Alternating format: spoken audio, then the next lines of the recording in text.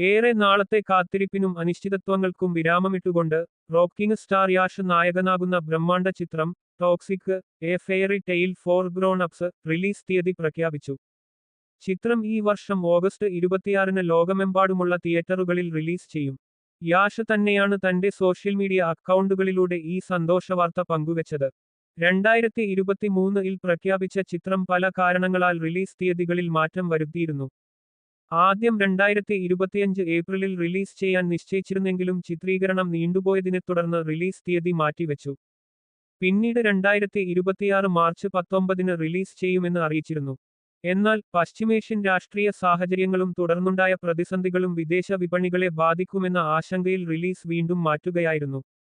ശേഷം June 4-ന് release നിശ്ചയിച്ചിരുന്നെങ്കിലും ആഗോളതലത്തിൽ കൂടുതൽ വിപുലമായ വിതരണ സൗകര്യങ്ങൾ ഒരുക്കുന്നതിനും പങ്കാളിത്തങ്ങൾ ഉറപ്പാക്കുന്നതിനുമായി നിർമ്മാതാക്കൾ റിലീസ് മാറ്റിവെക്കാൻ തീരുമാനിക്കുകയായിരുന്നു. ഗീതു മോഹൻദാസ് സംവിധാനം ചെയ്യുന്ന ചിത്രം കന്നഡയിലും ഇംഗ്ലീഷിലുമായാണ് പ്രധാനമായും ചിത്രീകരിച്ചിരിക്കുന്നത്.